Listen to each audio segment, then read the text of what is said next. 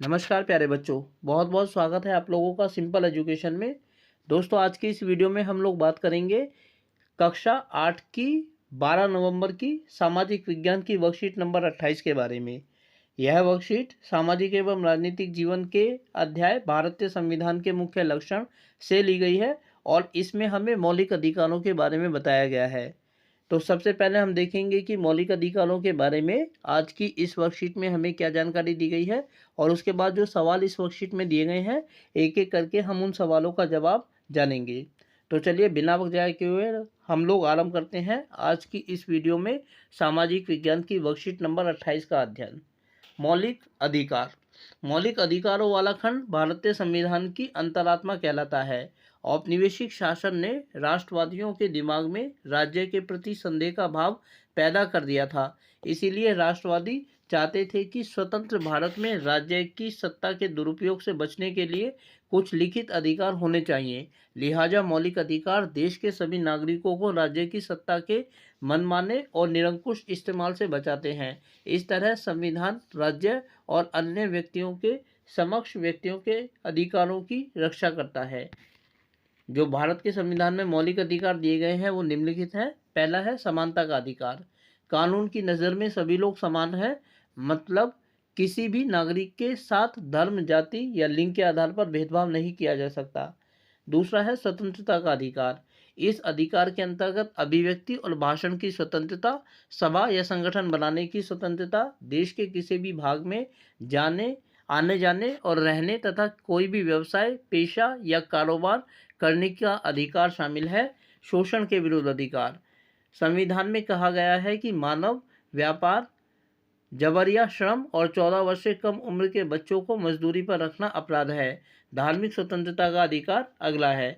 सभी नागरिकों को पूरी धार्मिक स्वतंत्रता दी गई है। प्रत्येक व्यक्ति को अपनी इच्छा का धर्म अपनाने, उसका प्रचार प्रसार करने का अधिकार है।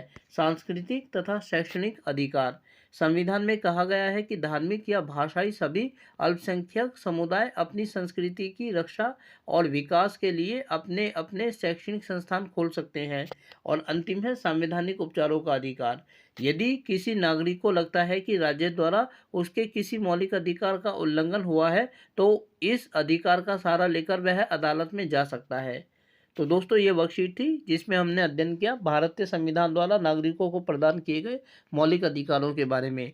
अब हम आगे बढ़ते हैं और देखते हैं उन सवालों को जो इस वर्कशीट में हमारे सामने दिए गए हैं। तो दोस्तों, स्थान का यहाँ अभाव है, इसलिए अन्यत्र हम देखते हैं कि ये सवाल कौन से हैं और कैसे हम इन सवालों का जवाब दे सकते हैं। तो दोस्तों, पहला सवाल है कि मौलिक अधिकारों से आप क्या समझते हैं, और इस सवाल का जवाब हम इस प्रकार दे सकते हैं कि मौलिक अधिकारों से अभिप्राय उन अधिकारों से है जो भारतीय संविधान द्वारा सभी भारतीयों को अच्छा जीवन व्यतीत करने के लिए प्रदान किए गए हैं।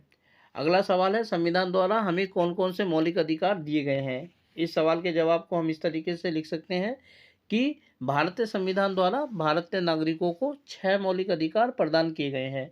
समानता का अधिकार, स्वतंत्रता का अधिकार, शोषण के विरुद्ध अधिकार, धार्मिक स्वतंत्रता का अधिकार, सांस्कृतिक और शैक्षणिक अधिकार और संवैधानिक उपचारों का अधिकार।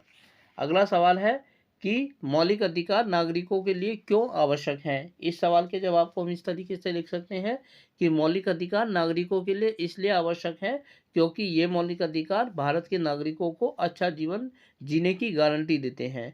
अगला सवाल, जो कि इस वर्कशीट का लास्ट सवाल है, इस प्रकार है कि स्वतंत्रता के अधिकार के अंतर्गत दिए गए अधिकारों की सूची बनाइए। तो इस सवाल के जवाब को हम इस तरीके से लिख सकते हैं कि स्वतंत्रता के अधिकार के अंतर्गत नागरिकों को निम्नलिखित स्वतंत्रताएं प्रदान की गई हैं। नंबर 1, अभिव्यक्ति की स्वतंत्रता, अर्थात कोई भी व्यक्ति अपने विचारों को अभिव्यक्त कर सकता है और इसके लिए वो किसी भी माध्यम का इस्तेमाल कर सकता है। अखबार में लेख लिख सकता है, किताब लिख सकता है या पब्लिक मीटिंग्स में स्पीच दे सकता है, परंतु उसकी इस अभिव्यक्ति से देश की स्वतंत्रता को सम्मान को कोई ठेस नहीं पहुंचनी चाहिए। नंबर 2, संगठन बनाने की स्वतंत्रता, अर्थात कोई भी व्यक्ति अपनी हिसाब से सभा या संगठन बना सकता है। तीसरा, भ्रमण की स्वतंत्रता, अर्थात देश का नागरिक किसी भी हिस्से में देश में जाकर घूम सकता है, कोई उसे नहीं रोकेगा। चौथा है आवास की स्वतंत्रता, अर्थात हमारे देश का नागरिक देश के किसी भी हिस्से में जाकर बस सकता है, कोई उसे रोकेगा नहीं। अगला है कोई भी आजीविका अपनाने की स्वतंत्रता, अर्थात व्यक्ति किसी भी काम धंधे को अपनाकर अपनी ज़िंदगी चला सकता है, रोजी रोटी कमा सकता है।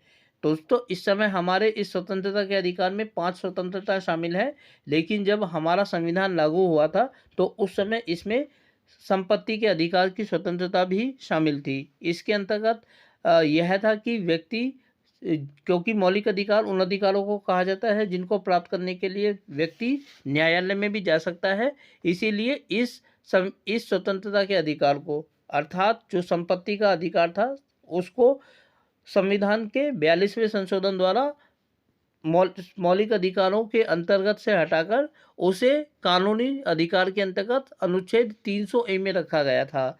इसका अर्थ यह है कि संपत्ति कमाना व्यक्ति की योग्यता पर निर्भर करता है और उस संपत्ति की रक्षा करना कानून की जिम्मेदारी है। इस प्रकार वर्तमान समय में हमारे संविधान में स्वतंत्रता के अधिकार के अंतर्गत 5 स्वतंत्रताएं दी गई हैं। तो दोस्तों, ये थी आप लोगों की सामाजिक विज्ञान की वर्कशीट नंबर 28, जिसमें हमने अध्ययन किया भारत के संविधान में लोगों को प्रदान किए गए मौलिक अधिकारों के बारे में। उम्मीद करता हूं कि आपको वीडियो अच्छी लगी होगी और साथ ही आपसे अनुरोध करता हूं कि यदि वीडियो अच्छी लगी तो वीडियो को लाइक और चैनल को सब्सक्राइब जरूर करें। इसके अलावा आगे आने वाले अन्य दिनों में अन्य वीडियोज़ को देखने के लिए जुड़े रहें मेरे साथ मेरे इस यूट्यूब चैनल पर, जिसका नाम है सिंपल एजुकेशन। फिलहाल आप लोगों से विदा लेना चाहूँगा। वीडियो को देखने के लिए आपका बहुत बहुत धन्यवाद।